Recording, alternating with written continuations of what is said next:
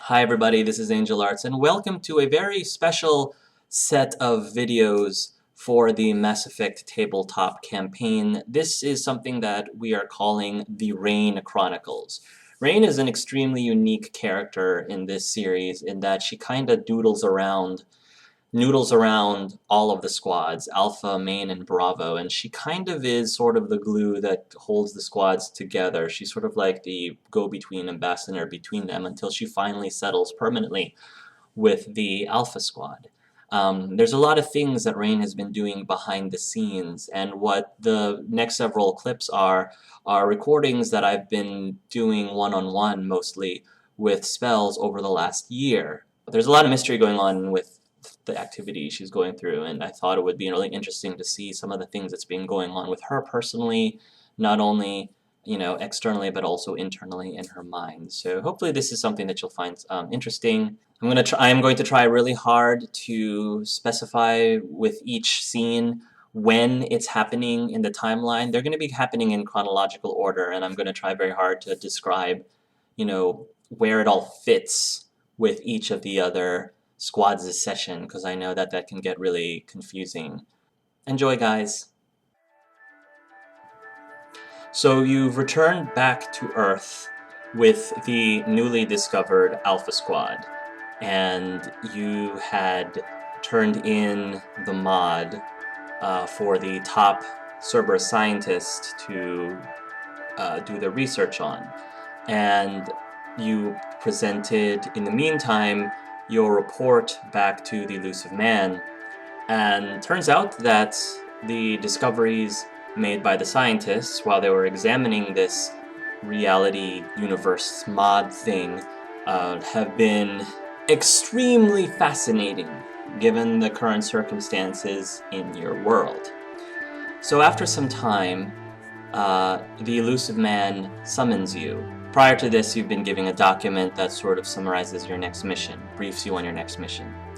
The Elusive Man will appear to you in hologram form like he normally does. He is going to be sitting by his desk. Of course, he's going to have his cigarette in his hand, giving it a bit of a puff as you come into view. And the Elusive Man sits up and says, "Rayne, good to see you. I appreciate your punctuality." No problem. Be on time or early is the slogan I go by. Did you have time to go over the briefing document that we sent you? Yes, I have. This mission is of utmost importance, Rayne. I'm not going to lie to you when I say that the prosperity of the entire galaxy as we know it depends on your success. I understand. I won't let you down. Your report about these findings, these beings from another universe, could not have been more timely.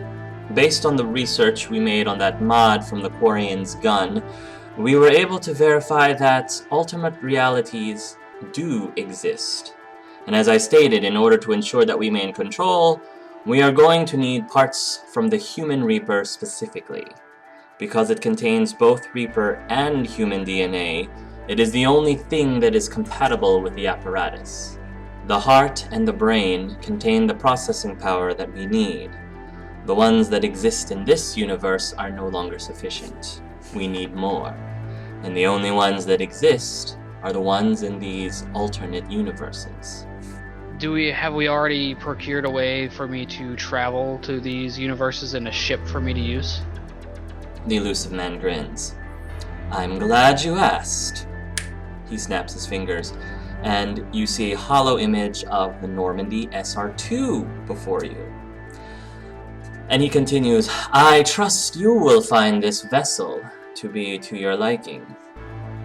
Alright. I got where you're coming from with this. As for your pilot, he again snaps his fingers, and a door opens on the other side of you.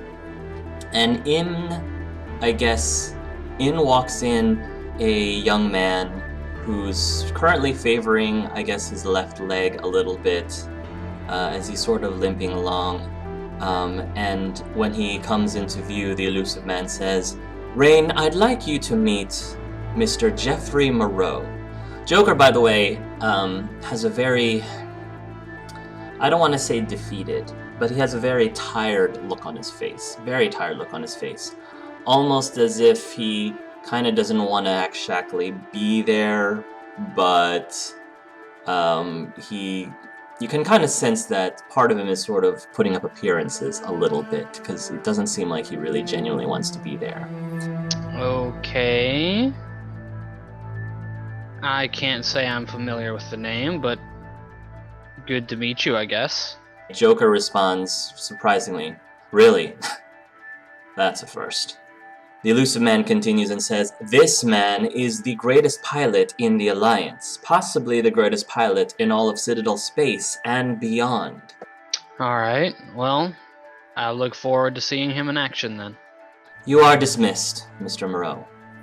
And with that, Joker turns around and gives him a salute, but you kind of sense that it's a little forced, and then he turns around and he walks out the door. So I have a ship, I have a pilot, a very capable pilot. What about a crew? "We have gathered Cerberus's finest members to assist you on this mission." I was thinking something different. I've noticed at least, however many was it? I know there's at least 3 of them. Maybe more. I have to double check. Anyway, I've noticed some people that, for lack of a better term, shouldn't be here. We don't have anything on them. I'm assuming you know who I'm talking about. "You're referring to the folks who came with the mod. Interesting proposal. Rather surprising, really. You're going to have to convince me as to why a group of complete strangers are a better fit for this mission than the trained crew that I am offering you." Yes. I was thinking, and a former pilot of the SR2 might object to this, but 2 things. 1, the SR2 would probably be a red flag in a lot of other places, and they would know the affiliation. That combined with all human crew members might put the mission in jeopardy. So I was thinking either a new paint, not only a new paint job, but since I think I would be the best one to keep these individuals in check, that if I kept them close by. "You make a valid point. I still can't say that it sits well with me. However, you have yet to disappoint us, and historically your judgment has been spot on. I suppose these people certainly have an investment in sticking around with you, considering we are using their mod. They may still know more about it than our research has uncovered." That makes sense. I completely agree with you.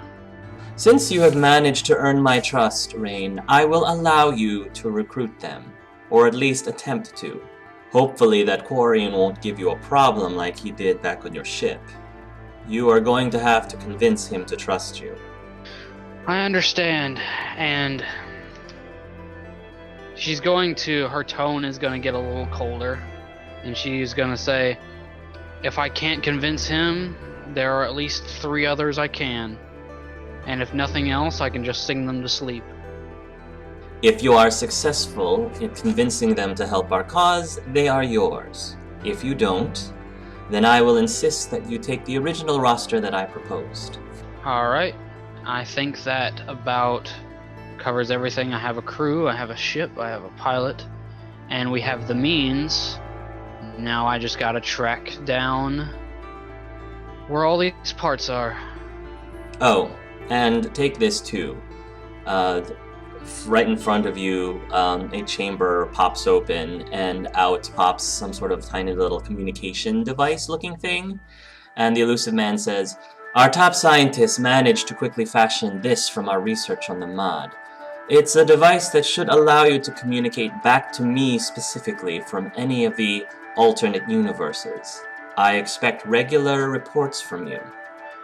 Alright, I can think of a few ways that could come in handy.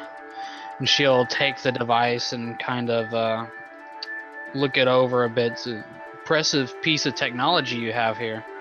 We have to stay on top of cutting-edge technology to ensure the prosperity of what we have built here. Do you have any leads on where I can start tracking down these parts that we need? I recommend you try tracking down agents of the Shadow Broker. Someone should have knowledge on where to find these things in their respected galaxies. We are providing you with a vast number of credits to bargain for this information, but if you are able to acquire them without the use of credits, all the better.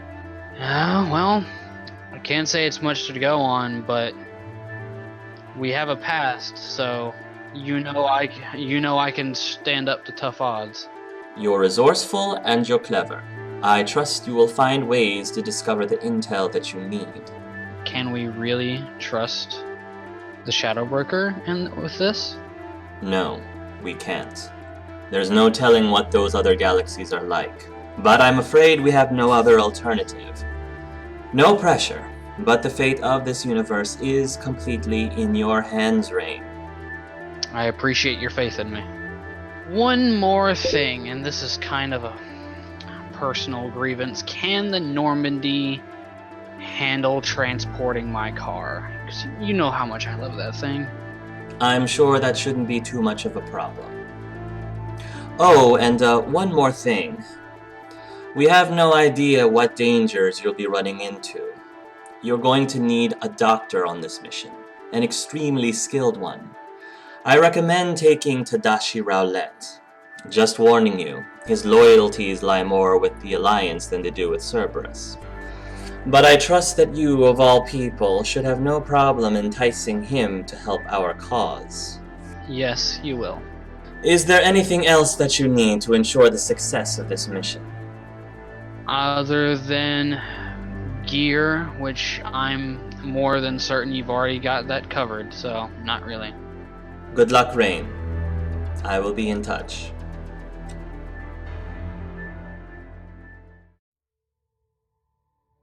So this is shortly after the main squad has left the FOTG facility on Tachanka, and they're on their way off to, you're not necessarily sure where. But you decided that you needed to take some time before you left Tachanka proper to go speak with the shaman herself. Alright, I want to go and talk to her first, so that a way I can see my options. Excuse me.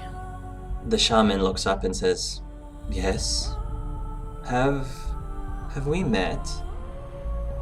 No, we haven't, but I know a bit about you, and I think we should have a little talk. My name is Rayne, by the way. What's yours? Child of Thessia. The people refer to me as the shaman. Whatever we were called have been shed to fully realize our new identity. It is a sign of us fully committing to both our role and our clan. Alright, well, it's nice to meet you, shaman. I'm glad that you're getting your bearings and they've let you out of there. I'm grateful, of course, that Arkara and her friends arrived here when they did. Yeah, they did some work here, that's for sure. But I need to talk to you about a more serious matter. Can we speak privately, please? I suppose. First of all, I'm going to preface this, because things can get really ugly for you and your people if the information goes out. So I need you to keep this, like, swear on your honor and your species that you'll keep this between us. I have to admit, Miss Rayne, that your words are a bit troubling. But I will at least listen to what you have to say. Okay, you can say no at any time, and we will pretend like this conversation never happened. How much do you trust Book Chen? Her brow furrows. Why is my opinion of him so important? I think that he has information that I need. It is very important information, and a lot of things ride on it. If push comes to shove, I might need to force his tongue. But I don't want things to necessarily end in his death. So what I am proposing is that you be in there with me, and then afterwards remove the memories of the event, and things can continue on. I've read the records that they have about every Krogan in here, and I think this is the best non-lethal idea. The shaman asks, so you are with the FOTG? She's gonna hold up her hand and she's gonna say, I have access to their records. I don't work for them. We have completely different ideas about how things should run generally. But I'm willing to work for them to try and cure the genophage. I'm just really desperate, and I'm trying my best to do what I think is right, while also trying to find something I've lost. I sense that you do not wish any ill will towards my people, but I do not feel comfortable helping you blindly. I must request that you give me more to work with. What is this information, and why are you so desperate for it? I don't necessarily know if he even has the information, but she's gonna weigh her options and shift from foot to foot. Is that really what it's going to take? Because you know what they say about ignorance is bliss. It might be better that you don't know. The shaman pauses. If I am in the room, won't I not discover it anyway?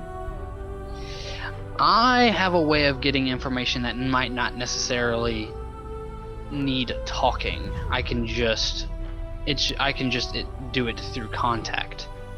Ah, your mind melding abilities. But if you are in the room, you appear non-threatening, so it would make things a lot easier, I believe. What about Akara? Does she know about this? No, she doesn't, and it might be better for her to not know. I don't want to get all of them, because they are good people. I don't want to get them caught up in my own mess. I am still uneased by this. I do not wish to compromise my people. I can swear to you that no damage will come to your people through this confrontation. And I will back you guys with any kind of resources I can to make sure that happens. You manage to persuade the shaman, and she will walk with you as you make your way over to Bookchen's office. And a cup of... Do I know, like, what Chen drinks normally? Bookchen is probably a fan of fine tea. Probably Asian tea of some sort. She's gonna bring that, and there's going to be a little bit of, I don't know, something to loosen his tongue, essentially. She's going to bring that in with the shaman. Book is over at his desk, and he's poring over a bunch of documents, and when you enter, he looks up towards you, and he sits back and says, "You. I know who you are." No, you did some looking up on me. That's sweet. It shouldn't come to a surprise to you that I'm a bit curious as to what a galaxy-wide celebrity singer like yourself happens to be doing in a Tuchanka science facility such as this. Well, I definitely don't go to places that have had such misfortune in the hopes of gaining money. That's for sure. I was hoping to spread awareness of the Krogan's plight and generate funding to cure the genophage. If that is true, I would have appreciated prior notice. However, I can't ignore the fact that you are part of the reason why I am not being rushed to the hospital wing as we speak. Essentially, yeah. That's why I helped you out back there with that feisty Turian. So this is all just one big publicity stunt? Oh no, I just came here to actually get to know you and the guy behind this whole operation. And she's going to slide him the tea, and she's gonna say, "I heard you really liked this stuff. Thought I would bring it in." And what is this? He says, looking towards the tea. A bribe? Roll a persuasion. I might spend a Paragon point too. He looks at the tea, and then he ends up deciding to take a few sips. He seems to be calming down a bit. It seems to calm his nerves. Very well, Miss Rayne. You have my attention. She's going to sit down and cross her legs, and she's going to offer the shaman a chair. And she's just thinking, I need to stall time while that thing works. She said, well, I see that you're changing things around. From what I've heard, so I was only there for part of it, you didn't particularly care for the way things were run as long as you got your job done. It was just that dang chief making things difficult. It has been quite challenging working with him, I admit. Do you know, actually, now that I think about it, whatever did happen to him, we brought him back a bit worse for wear, but I can't say that the Krogans were too happy to see him. I don't know, and to be honest, I don't care. As long as we know which successor we have to continue our communications with, that's all that matters. Okay. They don't take too kindly to abuse for too long. So, what I was just coming here because I figure I'm going to end up helping draw out the new contract sooner or later while they're going and getting that sample. What kind of changes do you have planned for here? Or the new chief wished for us to end the cloning process here. In return, your friends claim that they can get an actual cure for us for the genophage once and for all. And she's going to get out her journal and write some of that down. It's like, all right, that'll be good to know whenever people start asking questions about my funding, because I figure that way you guys would get helped out too. Tell me, what what other plans do Friends of the Galaxy have? Do they have any future campaigns for anything else? Book's starting to get a little drowsier, almost like he's slowly, whatever you put into your tea is sort of working its magic, and he starts to say, well, there seems to be some sort of shady dealings going on in some of the other planets. Dakuna, I think, is one of them. Since he said that right in front of the shaman, I'm assuming he's thoroughly loosened.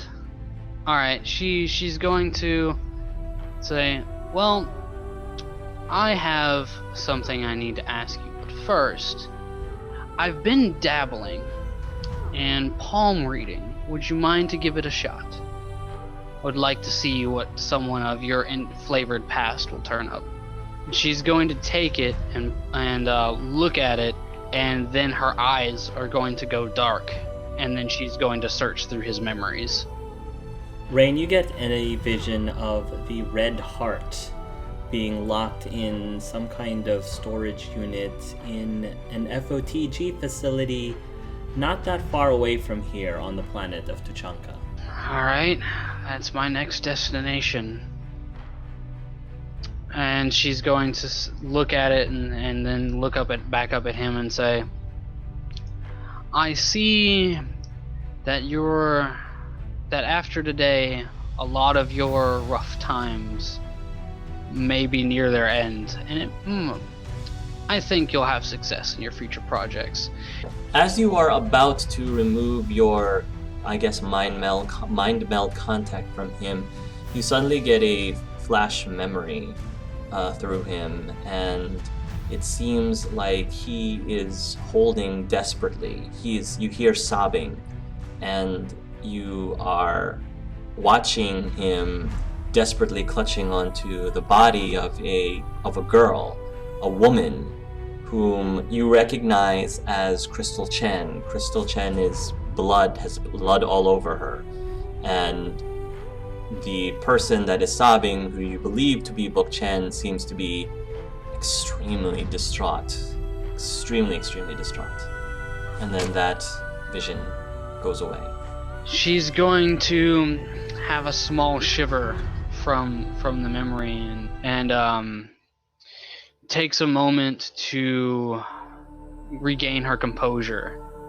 And then she's going to say, "You look really tired. You should take a nap." And then she's going to hum softly and then give a nod to the shaman for her to start erasing his memories. The shaman nods, and she goes over to the Book Chen and proceeds with a ritual to erase the memories of the last 10 minutes or so. By the end of the ritual, Book Chen's body slumps forward and he has fallen asleep. He just dozed off while he was working. And to thank you, I will make sure those records about your abilities are removed. The shaman turns back to you, Rayne, and says, "If we are done here, I think it's time for me to return back to my quarters. Thank you again for keeping my people out of this." Don't mention it. Hopefully then that's as worse as it needs to get, or as bad as it needs to get. After she deletes the record, she's gonna get in her car and drive off to her ship to get back to her crew. Rayne slowly made her way back to the apartment complex her and her teammates shared. A cool breeze brushed across her face and ruffled her clothes. The shattered road crunched beneath her feet as she made her way past the homeless sleeping on benches and under awnings.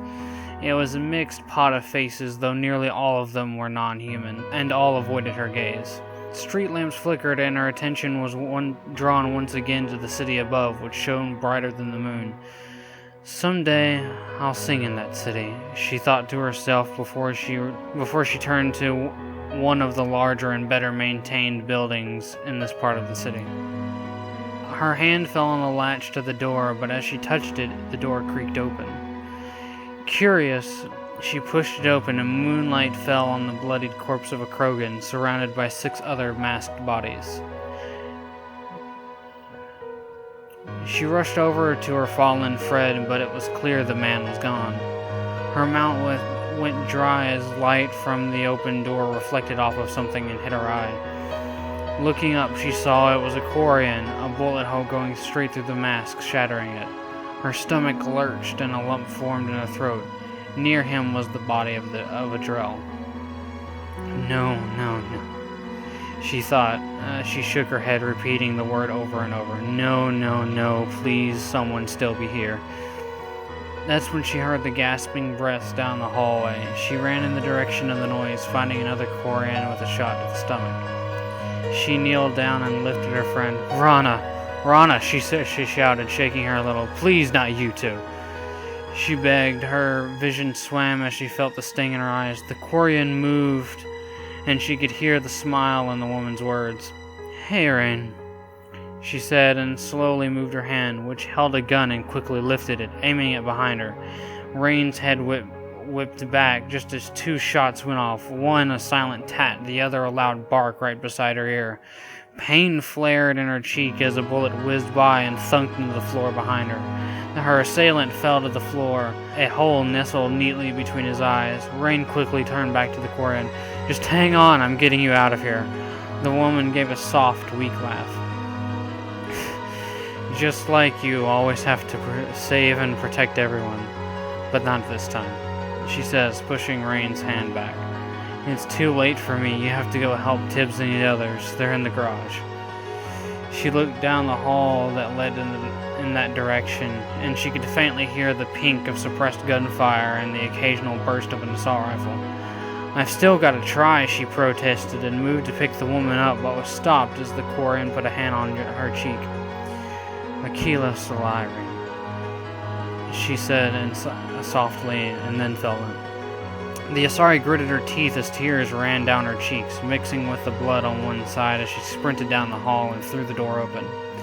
She saw Darren standing in front of Tibbs, who had taken a shot to the arm, protecting him and the unmoving body of a Solarian. Surrounding them were 4 more masked men, and something within her snapped. She next found herself in front of Darren and Tibbs, a shield materializing in front of her, blocking all of the incoming fire. Her eyes started to glow white as a scream of pure rage and grief was torn from her throat. The Asari bolted upright. A cold sweat trickled down her neck as she gasped for air, eyes wide. Fumbling for a moment, she managed to turn on her bedside light. "I'm on my ship. It was just a dream. I'm on my ship. It was just a dream," she repeated in her head, and slowly her breathing became less labored and she got out of bed. Making her way to the bathroom, she turned on the sink and splashed water on her face before meeting her own gaze in the mirror. Why does it have to be tonight for that one to come back? She wondered aloud. In a few minutes, she made herself some vanilla tea with plenty of sugar. Then she went over to the computer desk and opened her journal. As she tried to write, though, her hand trembled, and after a few attempts, she slams the pen on the page. "Damn it!" she curses and flings the journal across the room. Instead, she plugs in a chip to her computer and opens up a video log file. "Just get your mind off of it. Focus on something else," she tells herself and takes a deep breath before starting the recording. First, I would like to report that the drone was a success. Salo did an amazing job making it. I was able to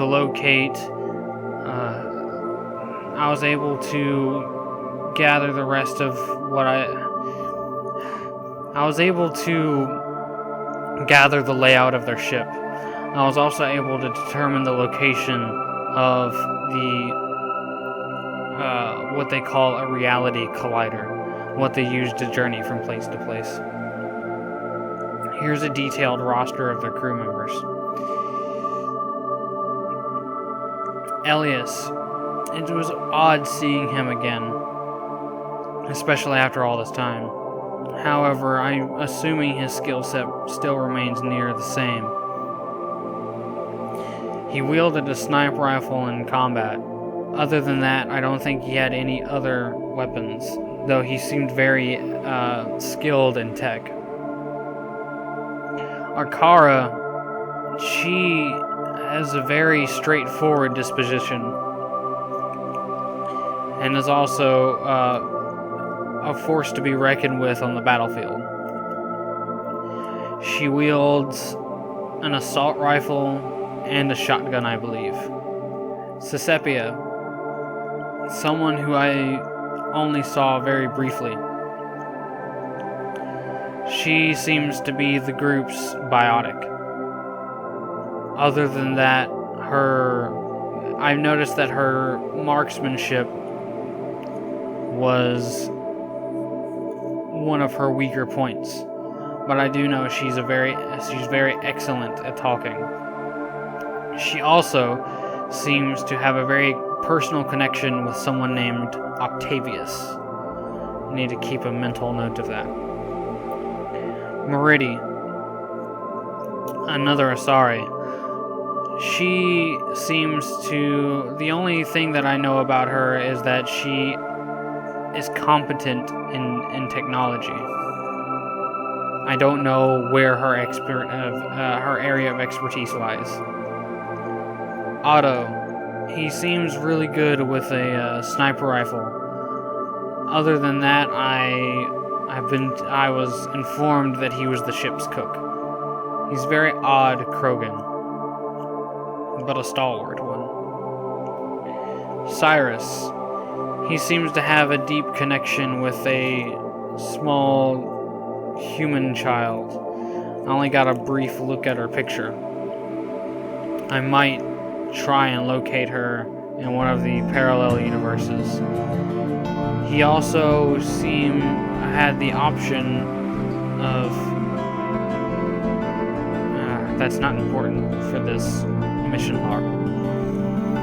Anar, he's a Hanar that rides in a Krogan battle suit. He is exceptionally well versed in assault rifles. Dremmy, the ship's mechanic. And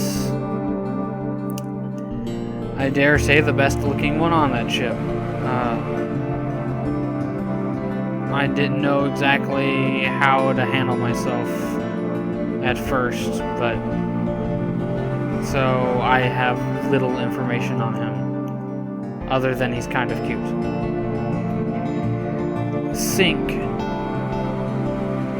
I don't know exactly what his position is on the ship, but I do know that he is mostly cybernetic, which means he either did it himself or he knows someone especially well versed in biomechanics.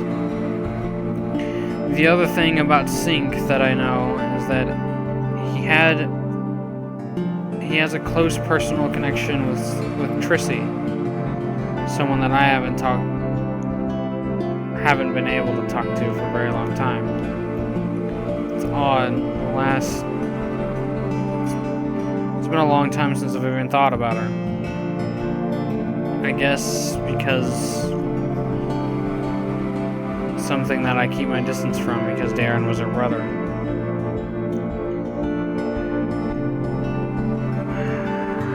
I miss Darren and Mom and Juno and Tibbs. I hope this lead on him is true this time. I don't know how many more false leads I can take. I don't know how many more dead ends I can run up on before I give up. I think I'm nearing my limit. But maybe if I can find him, I might have a chance of finding Elias.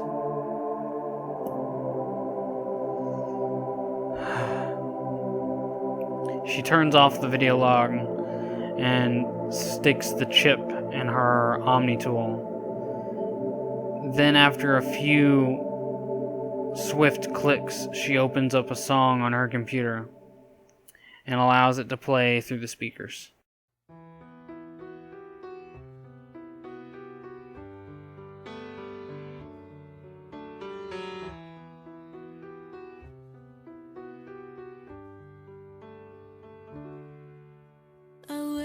For you today, but you didn't show. No, no, no. I needed you today. So where did you go? You told me to call, said you'd be there, and though I haven't seen you, are you still there? I cried out with no reply, and I can't feel you by my side, so I'll hold tight to what I know. You're here, and I'm never alone.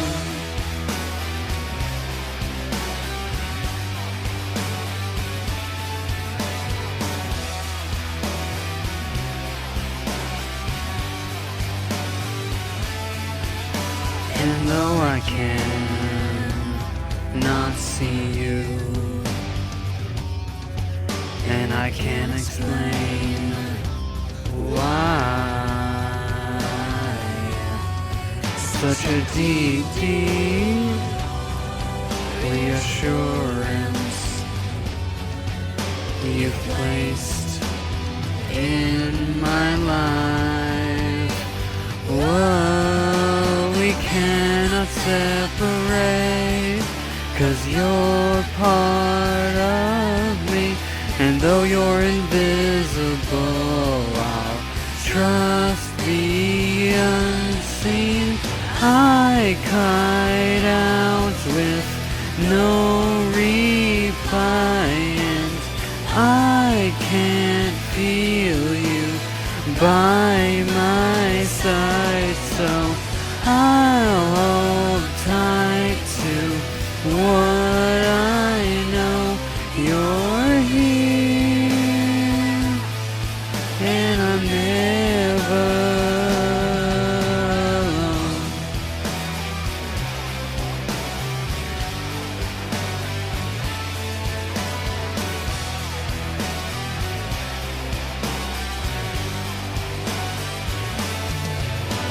We cannot separate. You're part of me, and though you're invisible, I'll trust the unseen. I cried out with no reply, and I can't feel you by my side, so I'll hold tight to what I know. You're here, and I'm never alone.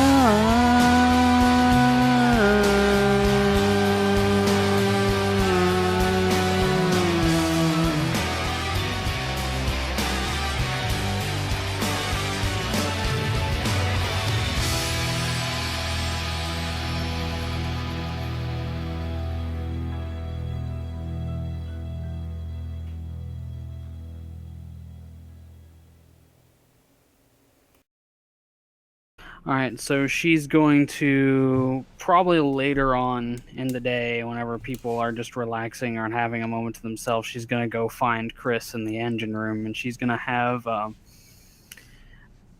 a sort of serious look to her face, but also an uncertain one. Now, Chris in general is very jumpy. Mm-hmm. He always, I wouldn't say he's paranoid, but he's extremely jumpy and he's very easily startled. So as soon as you probably approach him, he probably doesn't even notice your approach at all until the very last moment. And he might be, singing a tune to himself. And when he finally turns around and notices that you're right in front of him, he jumps and goes, "Whoa! Oh, it's you. Sorry, just singing to myself. It's something that I do, and talk to myself, and pretty much every other thing. Well, you wanted to talk to me? Or am I just in your way?" No, I do need to talk to you, Chris, and it's very important. So I need you to... Important? Ooh, Yes. Nobody's given me anything important in the longest time. Okay, I'm all ears. I need you to tell me everything you can remember about what happened before and how you wound up at that facility. Oh, right. Well, you're talking about what happened before I left the other place that I used to be in, the other universe. How did you wind up in the universe that I'm from? Oh, well, you see, gosh, where should I begin? So, I've got this friend, right? Well, we're best friends. Well, we kind of met online, or we kind of met before through gaming and other stuff. Or gaming, yes. Did I have that mixed up? Okay. It doesn't matter. At any rate, irrelevant. Him and I, we kind of became merc buddies.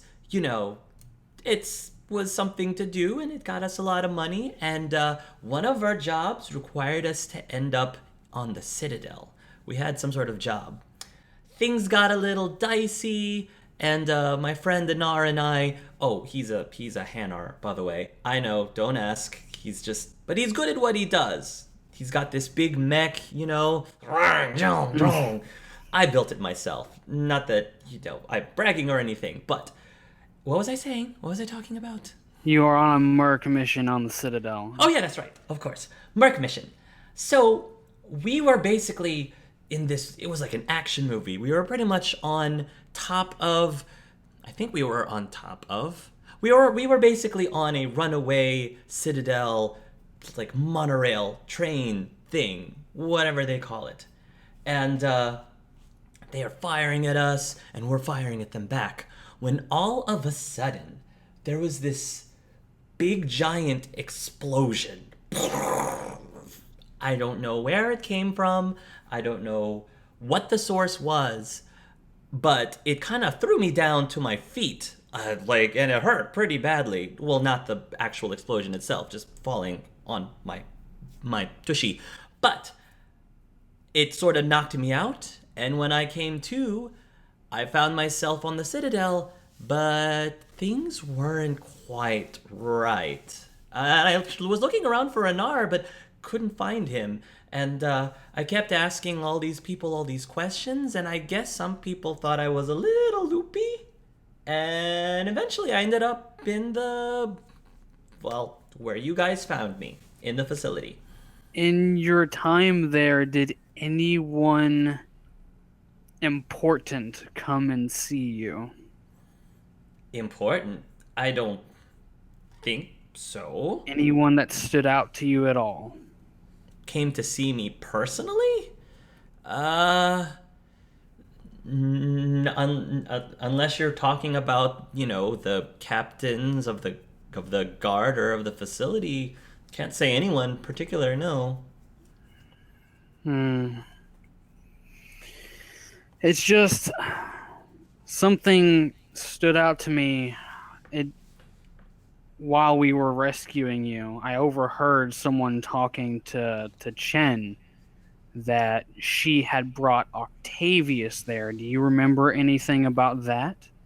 Oh, Octavius, yes. He had a completely different story. He was on apparently, let's see, what was going on? He had something really important he needed to tell somebody, and he was on the Citadel to tell them. But he didn't get a chance to get to that person because, now that I think about it, I think he was on a train as well, or a monorail thing as well.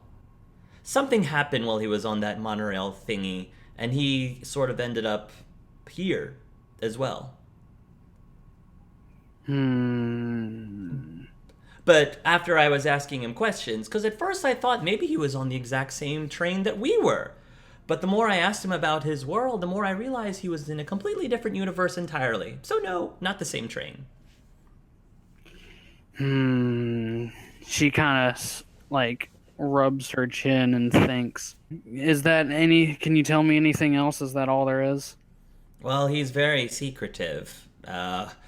He didn't really give me that many details. Quite frankly, I was kind of glad that he even shared that much information with me, because he doesn't really tend to talk a lot about that situation. Pretty much this is what I was able to get out of him over the last however many years I knew him for. You'd have to ask him yourself if you want to know more details. Wait, how long have you been there? Probably around 5 or so years, maybe less. She kind of pales a little bit and is like, that doesn't sit well with me at all. Did I say something wrong? No, you're fine, Chris. Just, I'll get you back to your friend if at all possible. You know Anar? I met him once. Really? Are you Are sure it's him? He has the exact same mech you described, and he plays loud music while he shoots at people. That does sound like him. But wait, are you sure it's the right him? I'm gonna take a guess. You came from a world where there were no Geth. No. No. They were destroyed, I think. That would be the right one, then. There's no other explanation. Oh, wow. You have no idea how long I've been trying to find my way back to him. That would be absolutely amazing. I would be so eternally grateful if you could, well, bring us back together. I'll do everything I can to set that right. I promise. Well, if there's anything I can do to help, you just let me know. I'm a helper. You've done as much as I can ask for, she says. Oh, okay. And with that, she's gonna turn and leave. One more thing. She stops at the doorway and looks over her shoulder. So there's something wrong with the bathroom down near the toilet. Do you know who I need to ask about that? Aya, she says, and then leaves. Ah, yeah. All right. Okay, because I was about to handle it the way that Anar normally tells me how to handle it. But I think I'll start with Anna first. All right, Chris. Have a good night's sleep. You're probably gonna need it for tomorrow. Toodles! And you leave. So Sure. she's basically going to ask Joker and Tadashi to get in the car with her to go pick up, medical supplies to send to the vault, like medical supplies and other things. Okay, she's going to go up to him and say, "Joker." Hey, boss, he says, rather morosely. Something on your mind? No, he says. What can I do for you? He says, almost sounding a little impatient. So, Joker, I need to talk to you. It's something important. It's something I don't really feel right talking about here. Oh, don't feel right? Where do we want to go then? How would you like to go on a car ride? He sort of raises up an eyebrow. You mean leave the Normandy? Yeah, it feels better for me. Something doesn't sit right. She kind of like she kind of rubs her temples. It's like something doesn't sit right, and I want your perspective. I need your advice. My advice? Well, can't say that I'm used to that happening. He looks a little stunned by this. Well, Pretty much this entire trip, you pretty much have gotten the impression that Joker really doesn't want to be there. He really doesn't like this mission. well, Well, I guess it would be kind of nice to see Earth again for a bit. yeah. She kind of sighs like, I wish I could say more, but I'm on edge right now. I need to talk to you and the doctor. Since you're both from where we're from, I need your advice. Joker looks at you, studying you carefully, as if trying to see if there's anything else to what you're saying. Then he sighs and he turns around. He goes and he speaks directly to the ship. Edie, you're in charge while I'm out. This should only take about, what, an hour or two? No more than that. Understood, Mr. Moreau, Edie says. All right, let's go. All right, so she's gonna grab the doctor, and while she's grabbing him, she's gonna let the drone that Salo gave her fly around, and she's going to first scan the two of them and scan her car for any sort of bug or anything like that. There don't seem to be any bugs. Okay. When you approach the doctor and you invite him to go out, Dr. Tadashi will say, I'm not really sure if that's a very good idea. I've been doing some studying and apparently the other me from this universe is nearby. If the public sees us two together, that could be a bit of a problem. Well, he's gonna stay by the arena. We're going to the pharmacy. It wouldn't be too out of place to see him near the pharmacy getting medical supplies, and we need more medical supplies to send to the vault, and you're the only one with that kind of access. You're the boss, he says. And whenever they start driving away from the Normandy and through New Orleans, she kind of takes a very weird route, like Okay. trying to buy time, and she's actually obeying all the traffic laws. Okay. So, and she seems rather tense at the wheel until they get farther away, and then relaxes a little as she drives So is there just an uncomfortable silence in the car? for a little bit. Okay. And then she'll finally speak up. It's like, you two, how comfortable are you with the estate, with how the power struggle is in our universe? Joker kind of snorts a little bit. You want us to talk about the situation? Really? Really?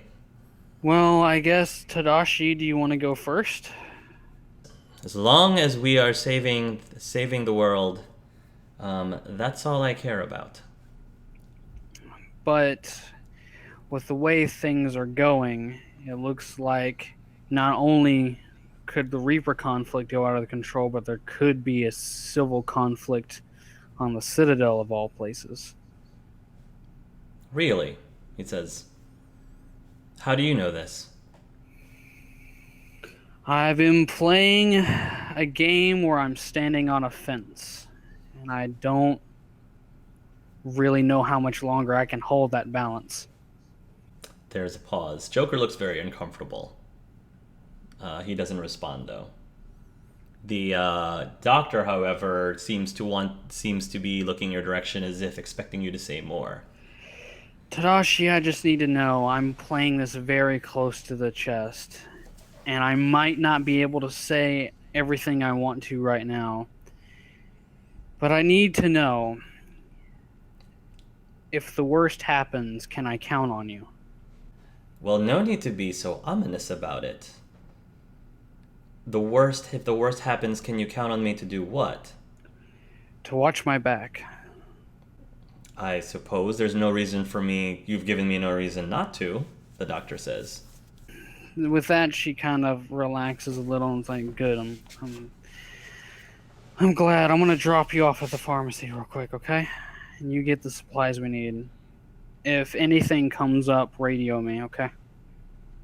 Sure. You guys will get to the pharmacy, and Tadashi will leave to go get the things from the pharmacy, leaving you and Joker by yourselves. As soon as he leaves, Joker, looks towards your direction and says, "What are you doing exactly?" To be honest, I don't know. I'm paranoid, and I'm seeing knives in every corner, and I don't even know what to think anymore. You're blatantly asking me what I think about the situation when you know that Cerberus has been screwing me over. And for me to tell you that knowing that you're basically the elusive man's right-hand woman. Of course, I don't have very much to lose anyway, so I might as well just say what's on my mind. Yeah. Speak freely, Joker, please. You want me to speak freely? Okay, let's start with one thing. I don't quite appreciate you guys blackmailing me to gallivanting in this little mission that you've got us in. Especially when you've gone and totally dismantled Edie, which I personally take a huge offense to. Thank you very much. You say I've got a choice in this matter. It's like something that I can't refuse, but basically you guys are pointing a gun to my head. What exactly am I supposed to be thinking? She's gonna pale a little bit more and be like, that makes things a little worse. Let me tell you, I've been clued in on some things that makes me... I believe your culture had a saying, the right hand doesn't quite know what the left hand is doing. I've heard that term before, Joker says. I think, for being as high up in the ladder as I am, I've been kept in the dark about a lot of things, and I don't appreciate it. Really? Joker says. You're claiming to be going rogue? I'm claiming that there might be a chance to carve a new way here. A world we can be happy in and proud of. And like Tadashi, I can't say everything I want to now, but I'm hoping I can get your support. Huh. Assuming I believe you, he says, which you have to forgive me. I find it really hard to believe, considering considering what the consequences would be if President Tim was to find out what you're playing at here. If all goes well, things might be better. I've thought about asking Solo and Quinn to pair up and maybe make a copy of Edie. And I know quite a few Quarians that might be able to unshackle her. She won't be the same, he says. Sure, you can try to recreate her again, but she'll never be the same as she was before. The Edie that we know before is gone. But wouldn't it be better to free her anyway? I guess, he says. I mean, the crew that I knew is gone, but if I know they're happy somewhere else, even if they don't quite know who I am, isn't that something? Yeah, he says. So, what are you going to do? You're just going to reveal all to them? You're going to be telling them that for the last couple of weeks they've actually been working for Cerberus this whole entire time? Can't imagine that's going to go over very well, he says as he folds his arms. That's kind of what I wanted to ask you about. What Quinn cornered me not too many days ago and pestered me with questions that I couldn't really answer right away. How much should I tell them?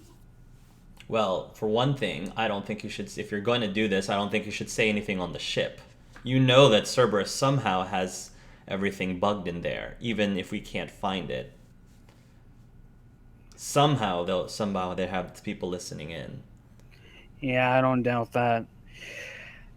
And the elusive man's paranoia is even higher than mine.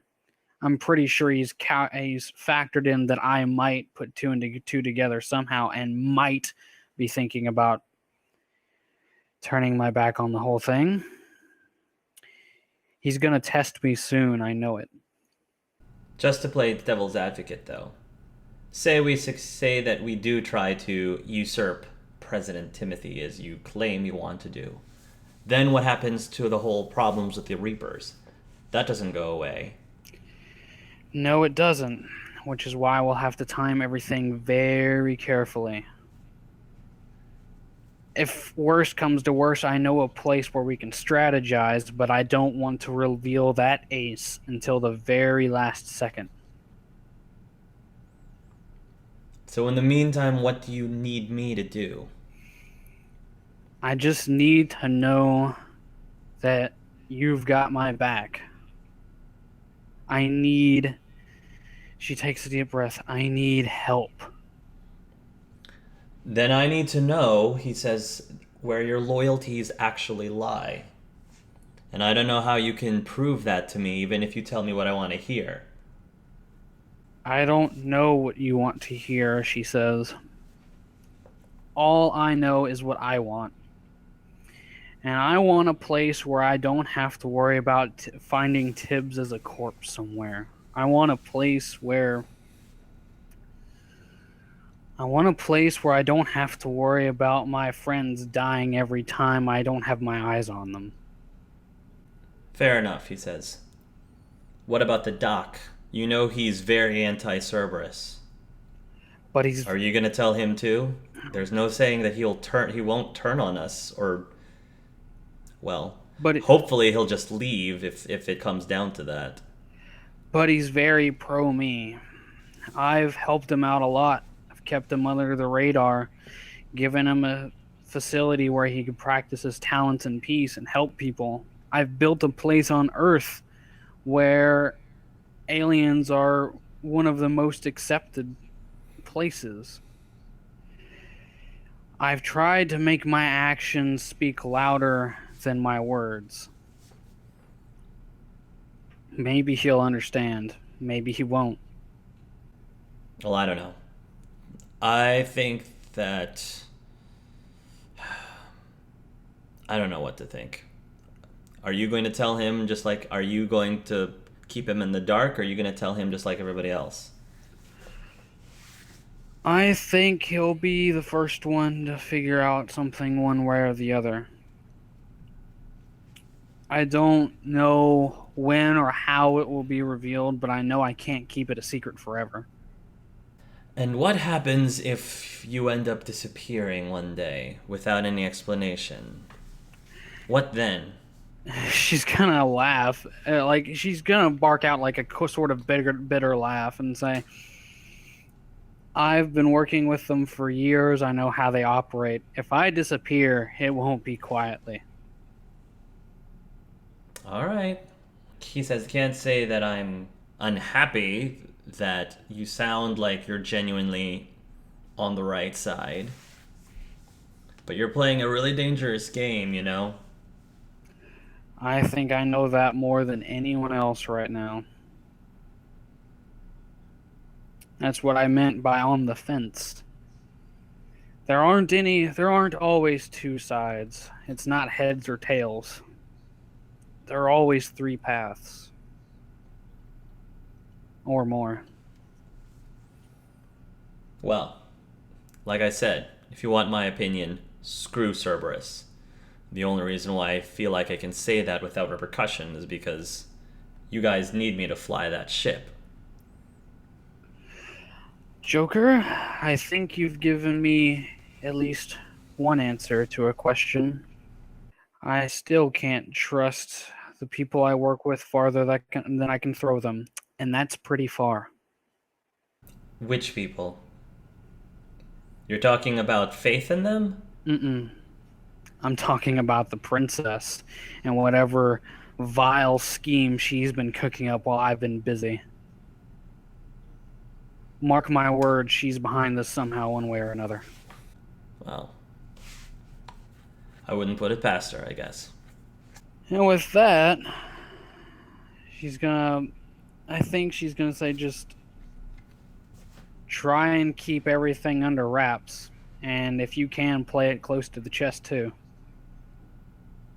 Alright, he says. If you want to keep Tadashi on your side, you want to make sure that he doesn't turn on you once he finds out that you're working for Cerberus, you're going to have to play to the man's sense of duty. What do you mean by that? If you know him as well as I think I've known him, he pretty much lost his entire family to Cerberus. But if you're able to convince him that your intentions are good, and that he has to look past what previous allegiances you may have, and how genuine you are able to convince him that you are into fixing what needs to be fixed in order to save this godforsaken world, you might just manage to convince him. Oh, man. When that happens, I'm pretty sure I'd have at least more than a handful of people gunning after me. Oh well, I've faced the impossible before. Yeah, but I'm the one who's flying the ship that has the big giant target on it. Well, Won't be the first, he says quickly, with a smile.